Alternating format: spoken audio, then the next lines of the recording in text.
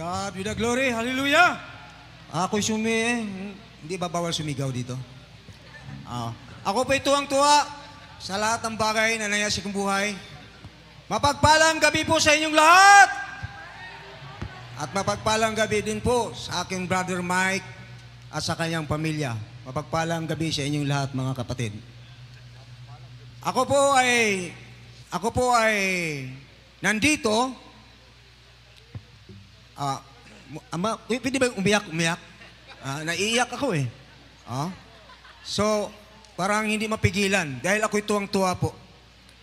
Ako po kasi ay sa loob ng 28 years, ngayon ko lang po na nadama ang tunay na tuwa at saya, kagalakan. Dahil napagmasdan ko po ang masasayang gawaing ito ng Panginoong Yahweh El Shaddai. Ako po ay isang bilanggo na nakalaya na po. Ako po ay naghirap sa kulungan. Hindi naman masyado. Nandoon din po ang kasiyahan, katuwaan sa loob ng 28 years. At ako po ay served sentence. Wala po ko iniisip. Ako po ay malayang magsalita dahil ito po ang ibinigay ng Panginoong Yahweh sa akin. Tunay na ako ay nagkamalit na kasala doon pa sa layang lipunan. Ako po ay nakautang ng buhay. Isa sa mga utos ng Panginoon ay ang bawal pumatay. Ako po ay nasintensyahan ng reclusion perpetua at napasok sa Bureau of Correction na nagtiis nga po sa 28 taong pagngungulungan. Doon po naranasan ko ang hirap ng katawan, sakit ng katawan, hirap ng damdamin, kalungkutan. Subalit ito po ay naiibsan minsan dahil sa mga masasamang gawain din po doon sa loob ng kulungan. Na kung ano po ang masamang gawain dito sa labas ay doon, meron din po. Marami din po doon. Ako po ay nalulong sa tinatawag na basura. Ako po ay naging drug addict doon. Naging isa akong manlalaro ng karakros. Nagtutungit ako. Ano po? At saka, humihitit ako ng gulay. Sabi, marijuana, ganon. Marami po akong ginawa sa loob ng kulungan sa Bureau of Correction. Wala po akong God. Wara God. Wala akong Diyos. Hindi ko po pinapansin ang mga gawaing ito. Nang akala ko, wala na akong pag-asa. Nang akala ko, hindi na ako makakahumbis sa aking buhay. Dahil po doon sa aking sentensya na napakahaba at parang hindi na ako makakalaya. Ginawa ko na lang pong masaya ang buhay ko sa loob ng kulungan. Subalit hindi ko pansin ang mga ganitong gawain.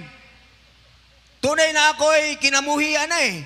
Kahit ng aking pamilya ay hindi na ako napuntahan. Ang aking may bahay, ang asawa, wala na. Wala na. Parang hopeless na ang buhay ko. Nangyari po, marami akong nagawang kamalian sa bureau, pero hindi naman po ito nag-akma sa aking pagkatao. Kaya po ako ay itinapon sa medium. Na medium po ako. Nung ma-medium ako, akala ko po wala na po yung mga ganong kasaganaan. Yung kasaganaan sa mga masasamang gawain. Pero nandoon pa rin po. Patuloy at patuloy sa masamang gawain. Pero dumating ang puntot panahon na ang isang masamang katulad ko po ay maaring hinipo na po ako ng banal na espiritu ng Panginoong Yahweh. At ako po ay naging pulis o tagapagtanggol sa loob ng medium, naging ika po ako. Inmate custodial aid. Nagbabantay po ako. Pero nandoon pa rin yung pagsusugal, nandoon pa rin yung taros na paninigarilyo, taros na pagsasyabo, nandoon. Pero dahan-dahan po. Nung ako po ay ma-assign sa isang simbahan, sa simbahan ng Katoliko, sa medium, nakita ko po doon ang mga nagpupuri sa Panginoong Yahweh. Ang mga ginamit ng Panginoong Yahweh na mga religious volunteer, ang mga preacher, ang mga bisita na hindi ko po pinapansin, na kahit anong klaseng anyaya nila sa akin, didma ko sila. Wara God, dahil wala akong Diyos. Tunay na ang kasarili ko lamang aking naitataas. Pero dumating ang punto at panahon na kahit na nagluluto ang mga El Shaddai doon sa loob ng medium, kapal na mukha ako, nakikikain din po ako. Kapal na mukha ako. Dumating ang punto at panahon na may isang taong pangalang Baay, isang choir member na napunta na rin po sa sablayan. Siya po ang nag-anyaya sa akin sa El Shaddai na kumanta, mag-choir. Nag-aatubili pa po ako dahil nga sa po nahihiya ako sa aking sarili. Pero sa punto at panahon na mag-choir na po ako, nakakaawit na po ako sa Panginoong Yahweh El Shaddai, doon tumulo, doon ako napaiyak dahil ang Panginoong Yahweh pala ang siyang magpapabago sa aking buhay. Hallelujah.